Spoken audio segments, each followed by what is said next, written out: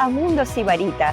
Con ustedes, Luciano Presato y Maruja Dañino. Hoy desde el Centro Cultural Arte Los Galpones en Los Chorros. En el corazón de la urbanización Los Chorros, donde el Ávila parece abrazar la ciudad, existe un oasis que ha transformado nuestra forma de vivir la cultura. Celebramos al Centro de Arte Los Galpones, que llega a sus 20 años de historia como el refugio favorito de todos los caraqueños. Lo que hoy conocemos como un epicentro de vanguardia nació en 1943 con una visión muy distinta. Fue Melchor Centeno Vallenilla quien construyó los espacios con fines científicos. Sin embargo, el destino tenía otros planes. Tras años de ser talleres para maestros como Cornelis Sidman, en 2005 el arte tomó el mando definitivamente. Lo que comenzó con una sola galería, hoy es un ecosistema de 17 galpones que fusionan diseño, literatura y artes visuales en medio de un jardín centenario. Celebrar 2 décadas no es poca cosa. Recientemente el centro conmemoró este aniversario con una programación especial de los galpones de noche, recordándonos que este no es solo un lugar de exhibición, sino una comunidad. Desde sus ciclos de cine a cielo abierto hasta el aroma del café entre libros. Los galpones representan la Caracas que resiste y crea. Si buscas una pausa del caos citadino, los mangos monumentales y el arte contemporáneo de la octava transversal aquí en Caracas te esperan, porque 20 años son solo el comienzo de esta historia. Somos Mundo Sibarita y esto es un homenaje a nuestra cultura viva.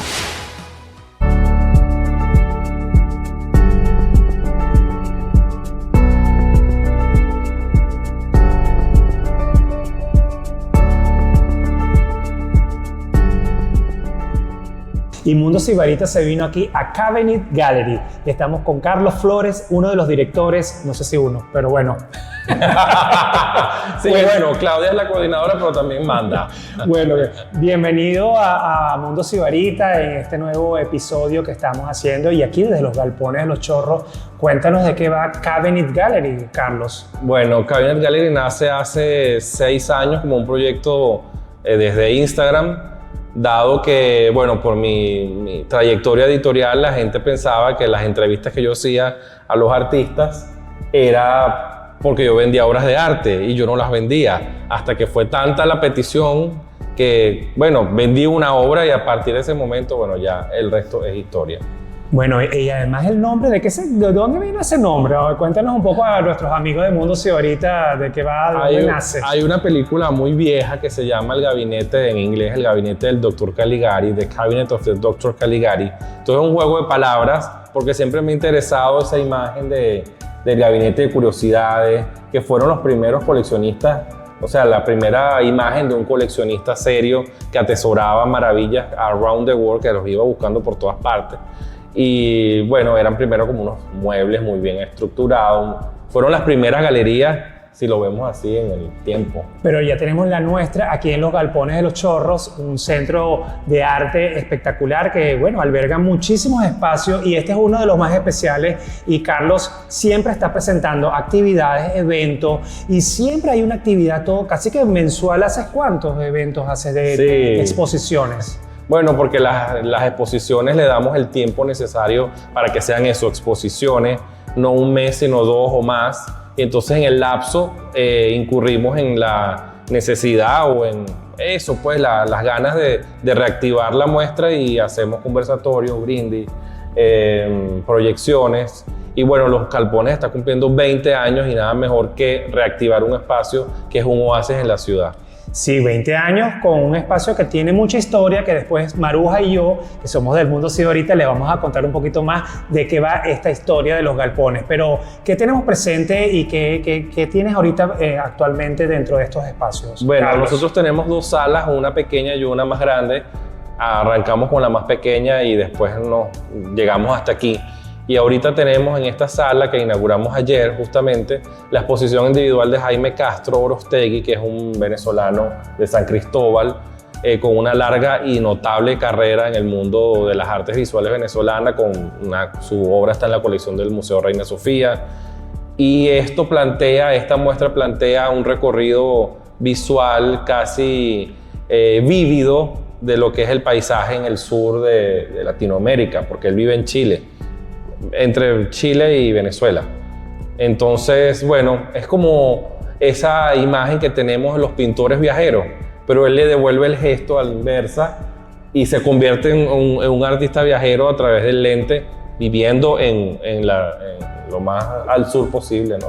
Bueno, y nosotros vamos a saber un poquito más porque Maruja se va a encargar de hacer esas preguntas y esa investigación de este artista que está presente aquí en Cabinet Gallery. Y bueno, Carlos, gracias por recibirnos hoy aquí en Mundo Sibarita, y vamos a seguir con mucha más información.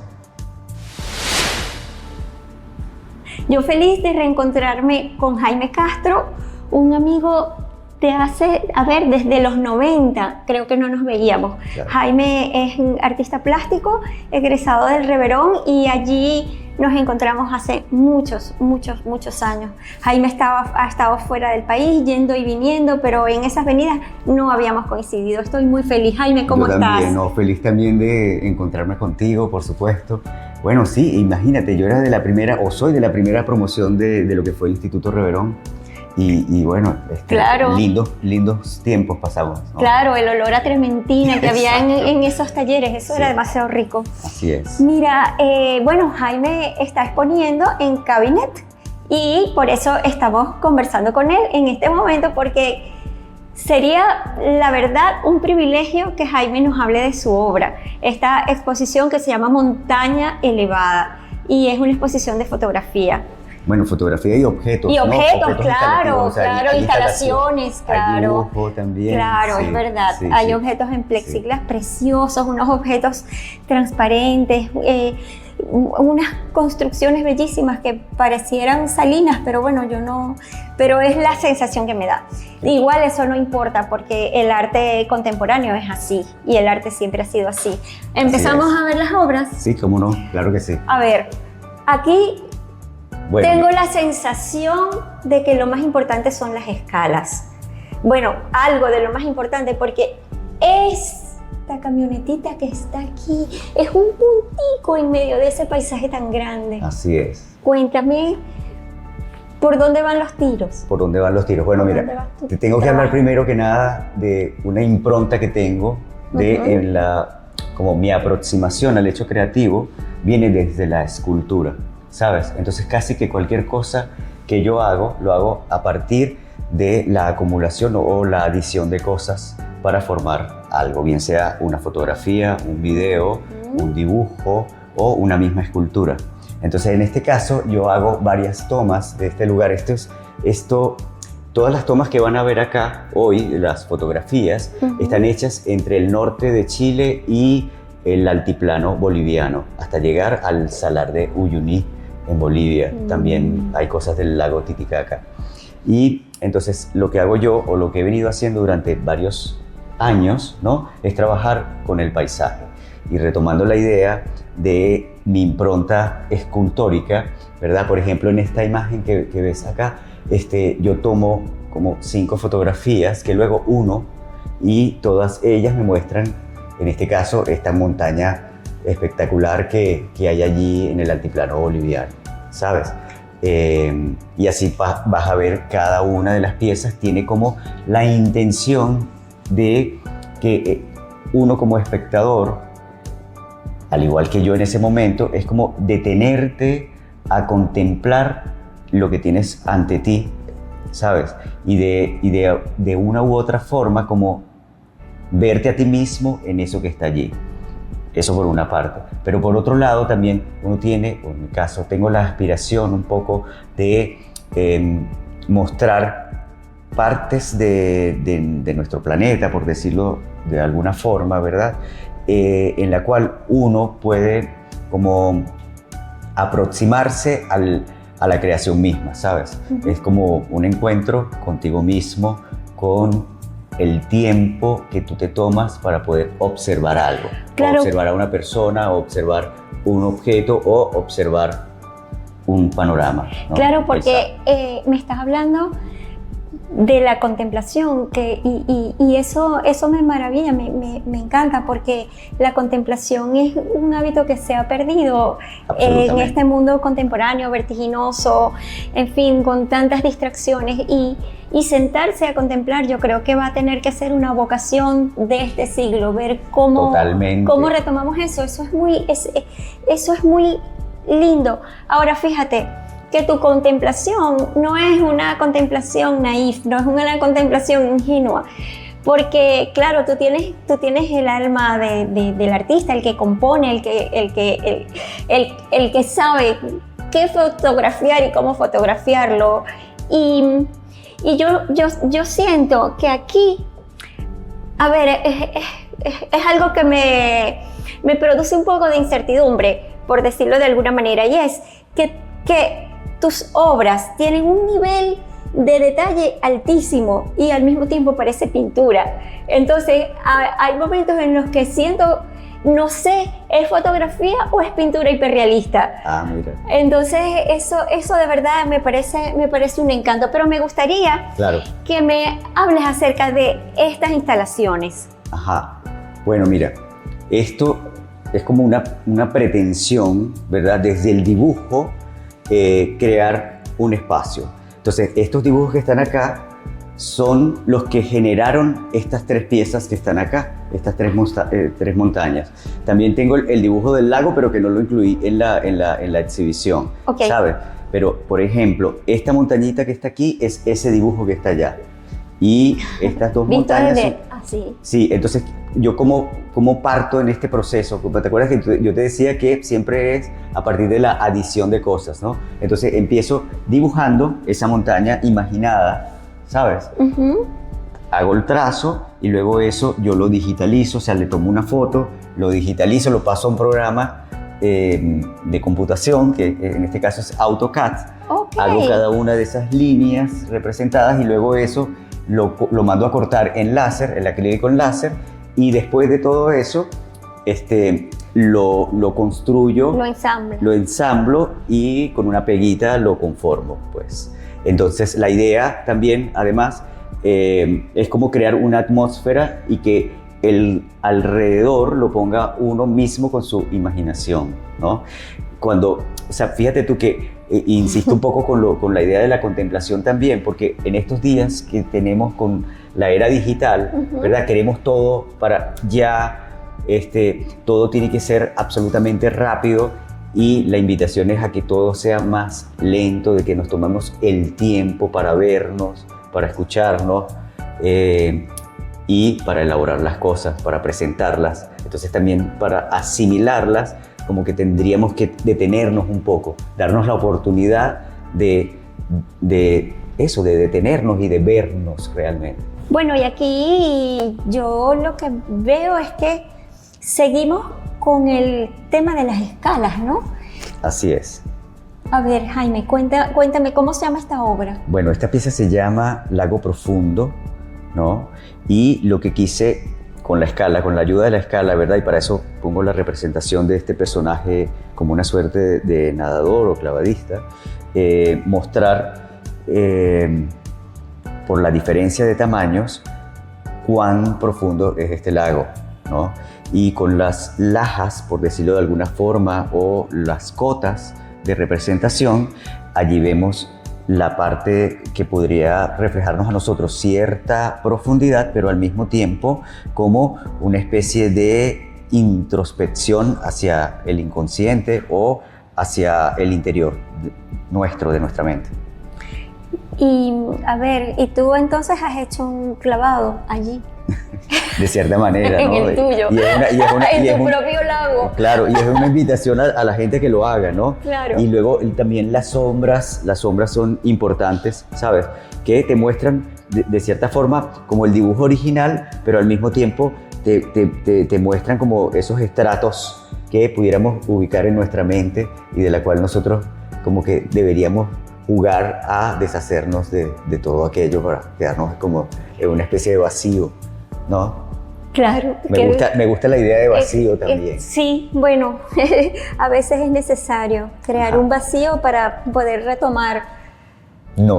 para poder retomarnos. Para sí. poder retomarnos. Otra escala. Y tenemos además un hombre con un morral Ujú, frente a la inmensidad. así es. ¿Cuál es la historia de esa fotografía? Fíjate, lo que pasa es que desde hace bastante tiempo, yo recurrentemente, a mí me encanta la pintura de paisaje romántica. Y hay un artista que recurrentemente como que uso, que se llama Caspar David Friedrich, ¿no? Y él tiene una pieza icónica que se llama El vagabundo desde las nubes, ¿sabes? Observando la inmensidad.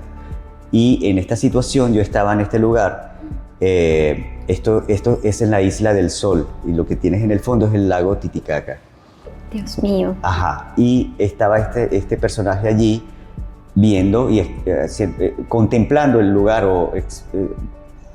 no sé, estaba impávido o de alguna forma extasiado en ese lugar. Y bueno, qué buena oportunidad para mí de aprovechar el momento y captar esa imagen, pues. Son lugares muy solitarios, o por lo menos esa es la sensación que producen.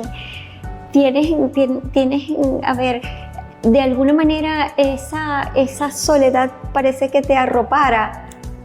Okay. Te sientes cobijado por esa naturaleza donde no hay prácticamente nada humano. Claro. Bueno, de pronto es la necesidad de uno como pensar en el hecho de la creación como tal, o el hecho divino, o el hecho de Dios, ¿verdad? Y al mismo tiempo como sentirse parte de esa creación. Entonces como que te obliga a tener la sensación de que esto o el deber tuyo es individual, ¿entiendes? Entonces por eso de cierta forma puede ser que aparezcan esos individuos solitarios allí para decirte, bueno, mira, la cosa es solo, tú tienes que resolver lo que viniste a resolver aquí desde ti mismo. Nadie te puede ayudar a eso. Y eso me lleva a una pregunta, quizá no tan interesante, pero que me genera mucha curiosidad. ¿Y tú esos viajes los haces solito? No, generalmente para ese viaje, estos viajes los he hecho con mi compañera de vida y eso. ¿Con quién vale la pena estar solo? Sí. Pero ojo, a mí yo también, yo soy una persona sociable, pues, pero lo que pasa es que hay el momento de estar reunido y hay el momento de estar apartado. Claro. Y tú estando reunido puedes estar aparte. Inevitablemente estás aparte también. Inevitablemente, Sí. porque uno al final es uno. Exacto. Y con esta imagen aterciopelada que la verdad es que provoca tocarla, ¿no? Porque uno podría imaginarse que es suave, pero detrás de eso, ¿qué hay? Roca, coral. Mira, es un enigma, ¿verdad? Porque estos seres, yo lo llamo así de esa forma, aparecen en ciertas épocas del año en este lugar. Ese lugar es el desierto más árido que existe, ¿sabes? No y tú puede estás ser. allí y estás como si estuvieras en Marte o estuvieras en otro planeta, ¿no? Y aparecen de pronto seres así como estos y sin explicación. No todo el tiempo aparecen, quizás tú vas hoy y no está, ¿sabes? O sea, hay años en que aparece y hay años en que no está. Bueno, Jaime, qué alegría de verdad haberme encontrado Igualmente, contigo. Maruja. Y bueno, nada, seguimos en el camino, Así seguimos es. en la vida y en Mundo Sibarita. Vale. Aprovecho para invitar a toda la audiencia a que vengan a la exposición Montaña Elevada, que está en Cabinet Gallery en Los Galpones de Los Chorros. Allí pueden ver cómo hacer el recorrido entre fotografía, dibujos y esculturas.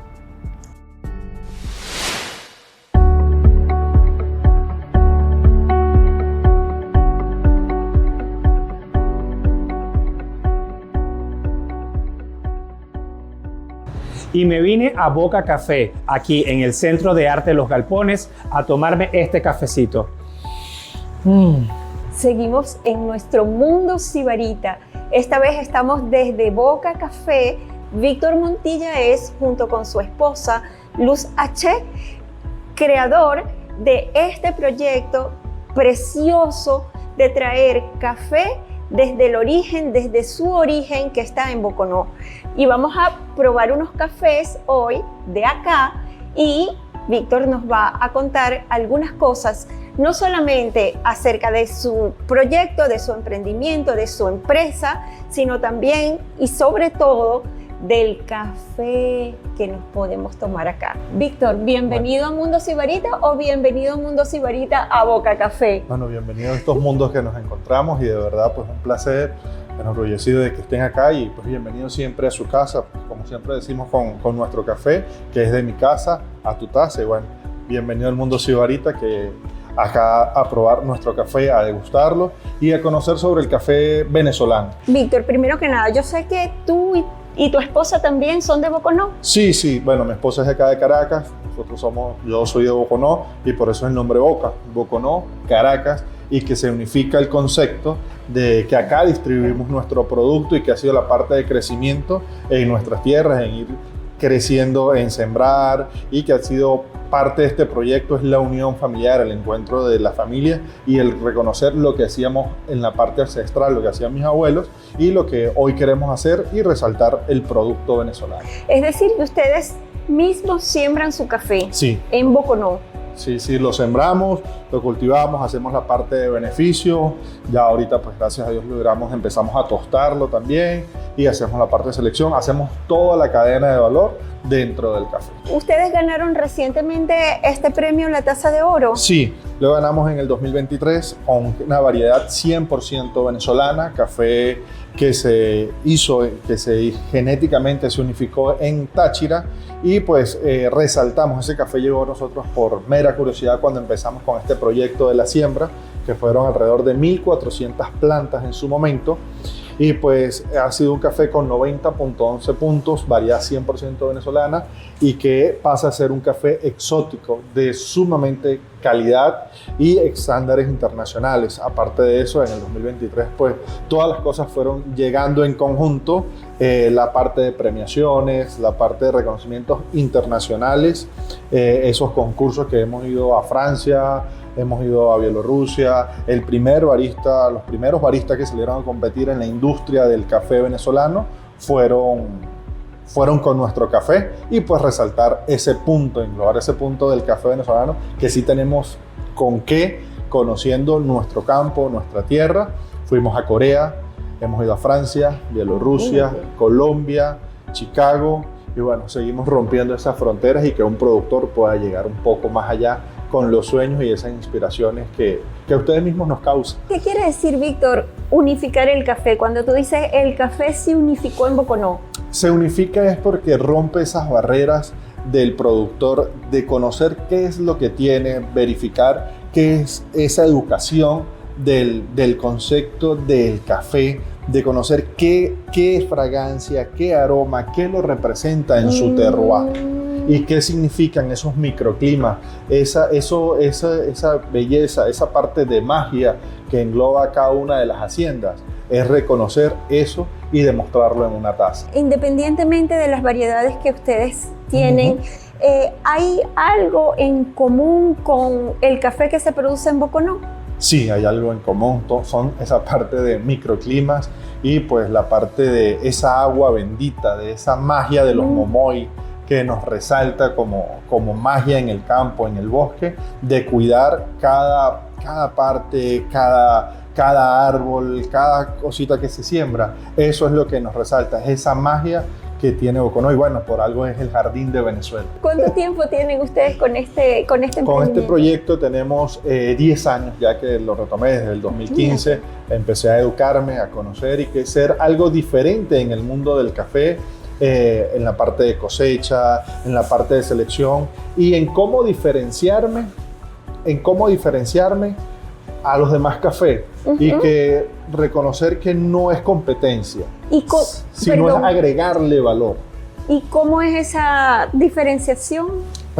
¿Cómo asumes esa diferenciación? Es la parte que hacemos en el campo, todo el equipo familiar que hay, todo el equipo que hay detrás, porque no solamente Víctor Montilla, Luz H, también hay un equipo extraordinario que nos ha acompañado en este crecimiento, en ese sudar, en esas lágrimas, en a veces querer soltar, ya no podemos más, porque nos pasa, pero siempre cuando eso llega o cuando esos obstáculos se ponen es porque estás cerca de cumplir tus metas, tus sueños, y es algo que nos unifica. ¿Por qué? Porque, por ejemplo, mis primos que decían, oye, Víctor, yo no creo en el café, ellos en este cambio que hemos hecho se toparon como que hay una diferencia, hay un crecimiento personal y familiar en ese ámbito, y en que pueda ver su nombre colocado en un empaque de café, ver su trabajo y su esfuerzo que tiene resultados. Ay, mi papá, pues decir, volver otra vez al mundo del café, que fue esa tercera generación que no siguió trabajando, en volver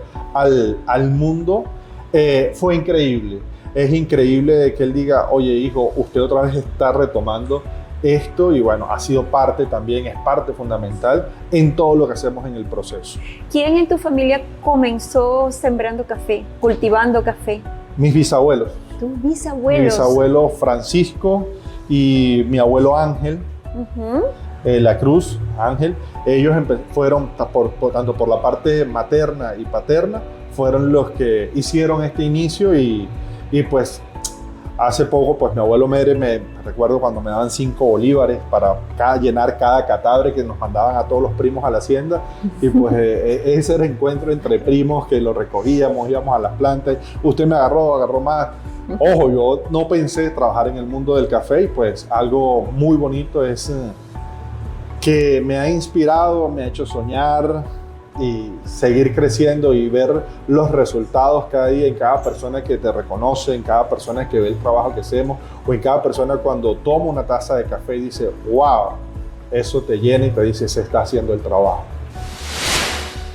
Bueno, estamos aquí frente a unos artilugios muy bellos, muy interesantes, que tienen unos cafés, que tienen unos aromas deliciosos, y eso que todavía no se han calentado, no han pasado por proceso de calor. Y tenemos aquí a Tony Polanco, que es el barista de Boca Café, y él nos va a contar cómo es ese proceso de filtrado. Gracias. Previo a la preparación, uno recomienda tener el café molido, preferiblemente al momento, tener filtros de papel previamente lavados y digamos, agua caliente para una temperatura estándar, que no sea hirviendo, pero que sea controlada. En este caso tenemos 88 grados centígrados, y vamos a probar un café Monteclaro lavado y un Monteclaro natural, que vienen siendo nuestras variedades más importantes dentro de la cafetería. ¿Cómo es ese proceso, Tony, ahora? Ahora, pues, principalmente vertimos agua para hacer una preinfusión, que básicamente nos toma los primeros 30 segundos de la bebida. En este caso, como bien explicabas, ya puedes ir sintiendo que el aroma empieza a adueñarse de nuestros sentidos. Esto es un pequeño proceso de unos 30 segundos, y luego pues, podemos seguir continuando aplicando el agua para terminar toda la bebida o toda la receta. Esto despierta mi alma de golosa. Dios mío, Dios mío. Transcurridos los primeros 30 segundos, ya empezamos a aplicar toda la parte de agua. En este caso nosotros usamos una receta de 16 gramos de café para completar una bebida final de 250 mililitros aproximadamente. ¿Y qué estás midiendo acá? Acá, pues, una de las herramientas que siempre recomendamos son las balanzas digitales, en donde puedes guiarte, además de tomar el peso en mililitros de la bebida, llevar el control del tiempo que tardas en la preparación. Siempre vertimos en movimientos circulares del centro hacia afuera, y vas abriendo en el sentido de las agujas de reloj, que es una de las formas más comunes y habituales. Yo te siento a ti full identificado con Boca Café, te encanta. Sí, al 100%. Más allá de que tengamos años trabajando juntos, pues he recibido el apoyo como barista por parte de los productores, por parte de sus, digamos, dueños, y de esa forma pues ya hemos desarrollado una relación bastante bonita. ¡Qué belleza!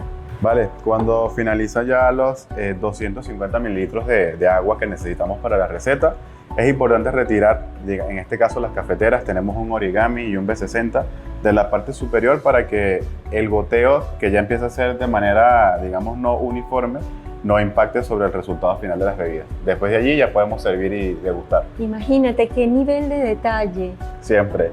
La verdad que merita mucho cuidado y atención. Ahora, con su permiso, pues les sirvo.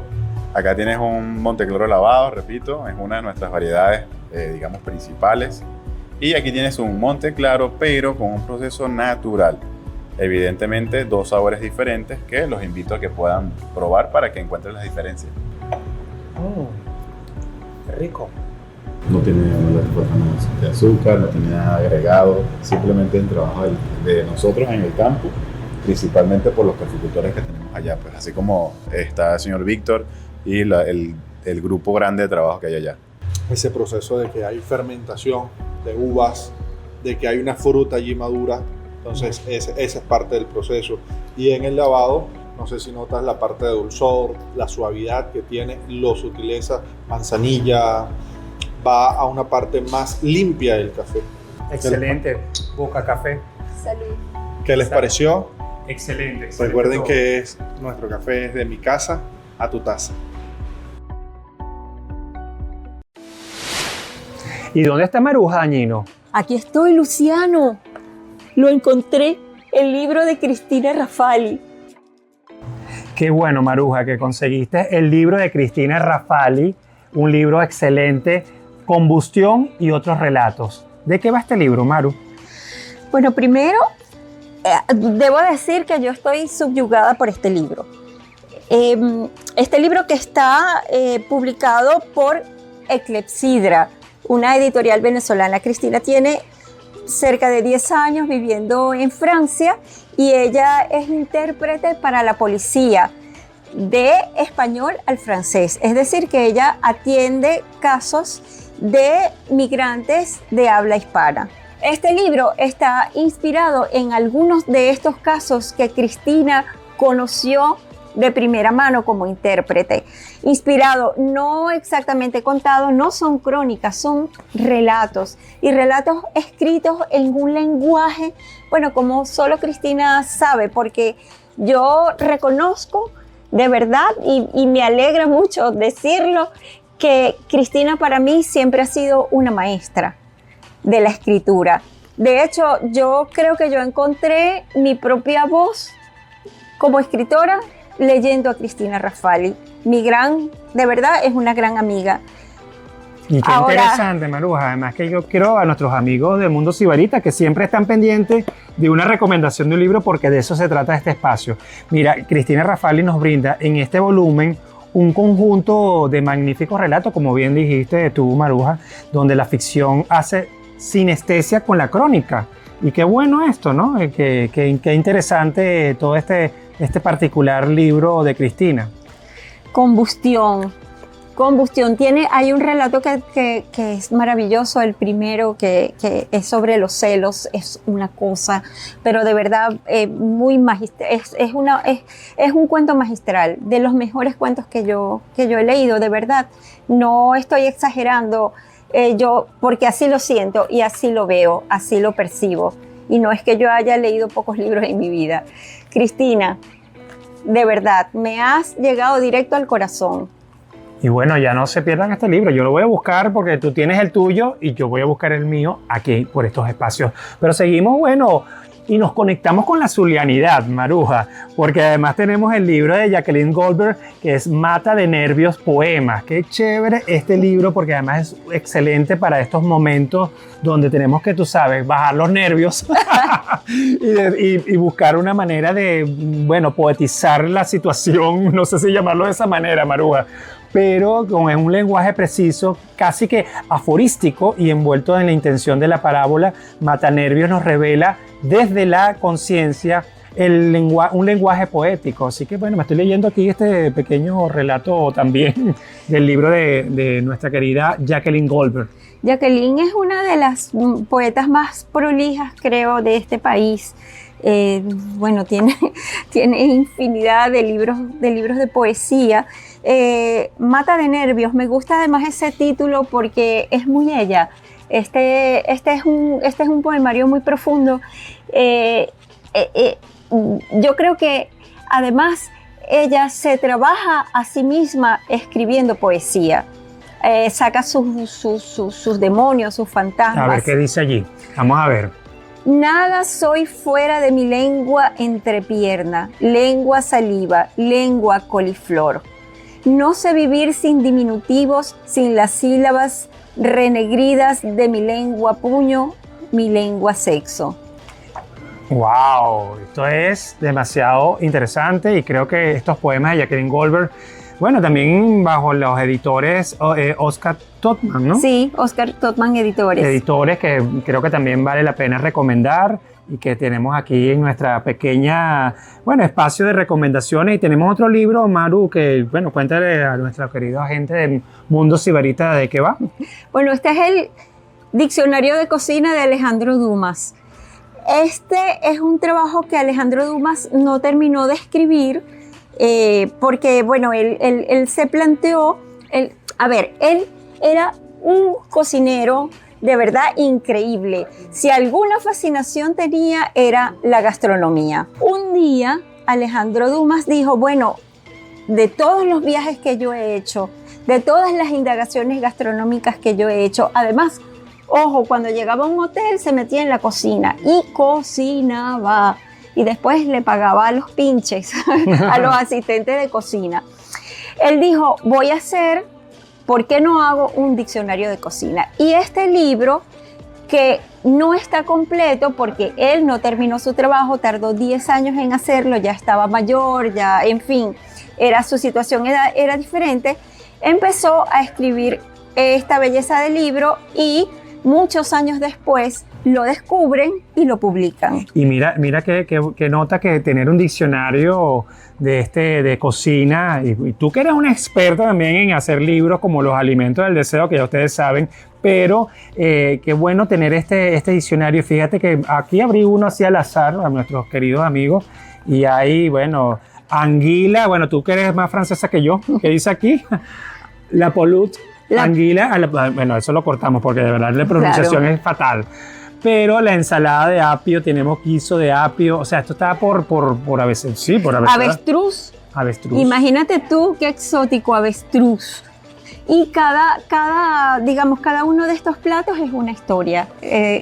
Porque, claro, aquí lo más interesante, además de la gastronomía, por supuesto, es la pluma de Dumas. Sí, totalmente. Es una belleza de libro, una belleza. Ese libro, bueno, no lo compré aquí, lo compré fuera de Venezuela, pero bueno, lo vi y me enamoré. Me enamoré realmente de ese libro. Sí, totalmente. Imagínate que Alejandro Dumas, yo no conocía esa faceta. 1802 fue cuando nació y 1870, o sea, es un libro. Además, el siglo XIX fue un siglo muy importante para la gastronomía francesa, porque allí comenzaron a refinarse las técnicas de cocina, que es lo que da pie a esa gastronomía moderna que termina en la gastronomía que es hoy y que además da pauta a la gastronomía del mundo. Bueno, imagínate tú que también es autor de Los Tres Mosqueteros y El Conde de Montecristo. Claro. O sea, nada más ni nada menos. O sea, ¿qué te puedo decir? Que este libro es una joya. Es una joya. Esto es una joya, amigos del Mundo Sibarita. Así que bueno, ya tienen estas recomendaciones súper chéveres que Maru y yo les traemos para que disfruten también un poco de este mundo de la literatura y de los libros. Y agradecemos a la librería Cálatos por permitirnos hablar y recomendar los libros que nos gustan. Y nos vinimos al galpón número 7 a la exposición de Magdalena Fernández, Fragmentos.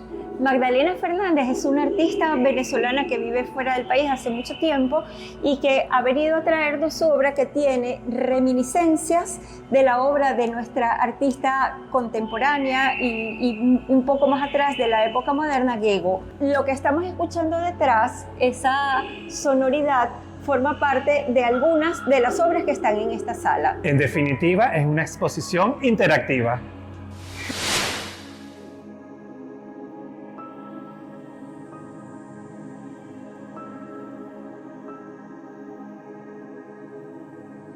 La exhibición de fragmentos de Magdalena Fernández lo que busca es principalmente mostrar cómo ha sido el desarrollo del artista a través desde sus primeras obras en el 86 y mostrando cómo ella ha diversificado su arte, no solamente en maquetas, modelos, sino también en videos, audiovisuales y también en la pintura.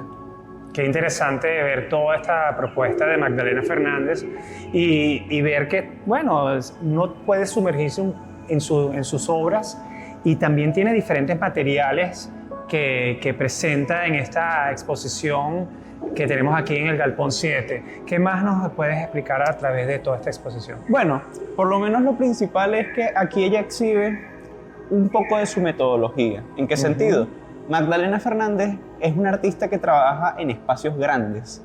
Suele hacer, como en una de sus exposiciones, que es vínculos, utilizar espacios y tratar de utilizar materiales de la forma más económica posible para, como dice el arte moderno, reinventar el arte como tal. Así es. Bueno, pero vamos a seguir caminando aquí en esta exposición que también tenemos unos sonidos. Esos sonidos de qué van todos esos sonidos que estamos escuchando en este instante. Bueno, el más predominante, que es el de la ballena, es una de sus obras.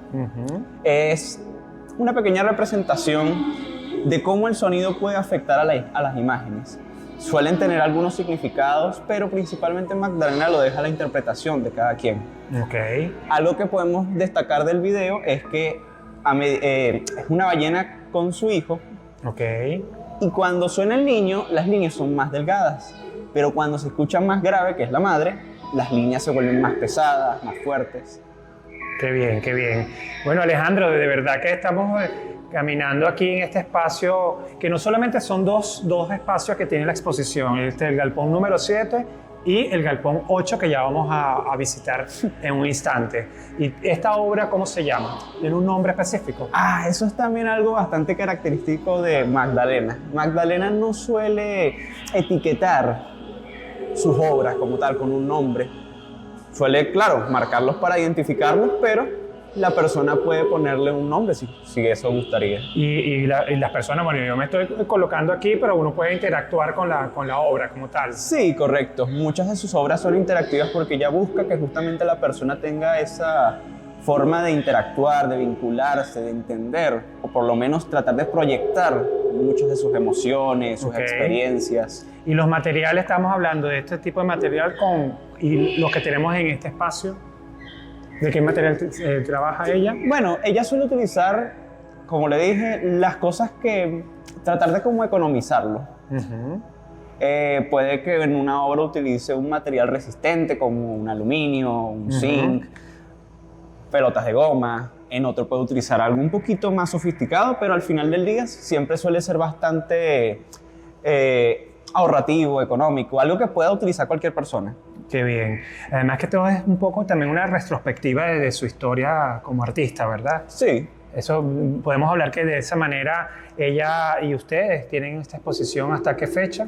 Bueno, la exposición estará hasta finales del mes de enero. Ok, 2026. Del 2026.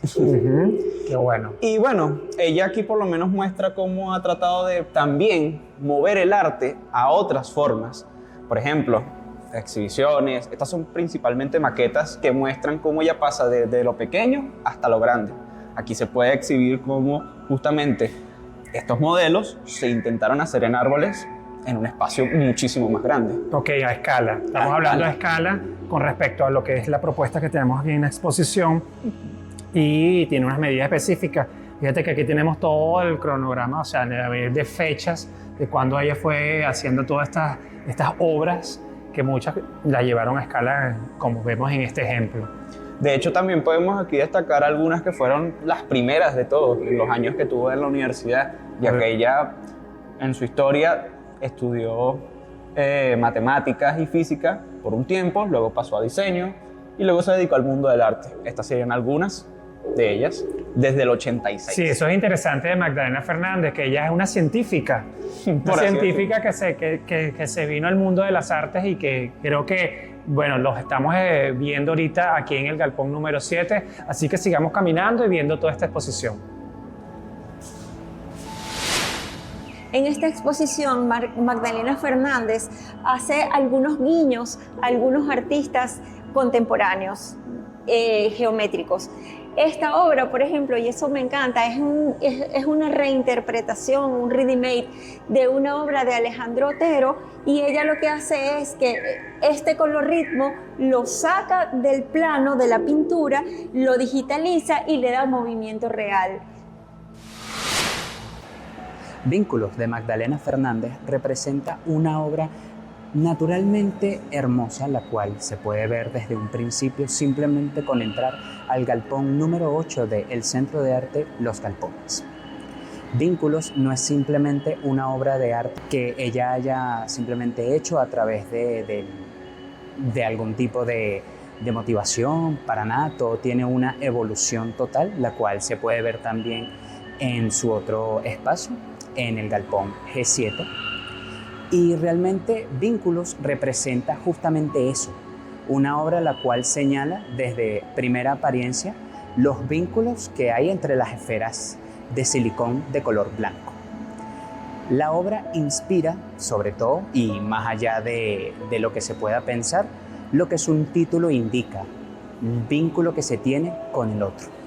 Es una obra la cual está hecha con silicón, aluminio, elásticos y nylon en un espacio de 200 metros cuadrados, el cual fue principalmente ideado para el Museo de los Niños, el cual por distintas razones no se pudo dar, pero cuando le ofrecieron el espacio a la artista Magdalena Fernández, ella vio de una vez que en este espacio tan grande se pudo llevar a cabo la idea que en un principio era para justamente el Museo de los Niños.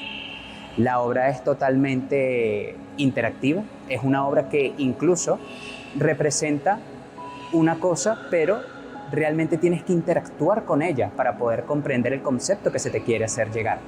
No es una obra la cual está hecha simplemente para ver, sino también para sentir, para verla, para poder tocarla, para ver cómo sus esferas, con simplemente el movimiento de una sola esfera, se mueven.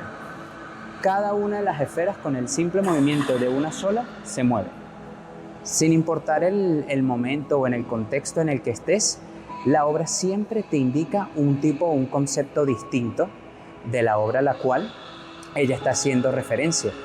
Vínculos para ti puede significar los recuerdos, pueden significar también las representaciones, las experiencias o incluso aquella relación que tienes con los demás. Sobre todo es una obra que no se trata de distintas o de muchas esferas, sino de una sola obra que en sí tiene una multiplicidad también. Y dentro de este penetrable de Magdalena Fernández, despedimos hoy este programa de Mundo Sibarita. Y recuerda nuestras coordenadas, @Mundo Sibarita TV en YouTube y en Instagram.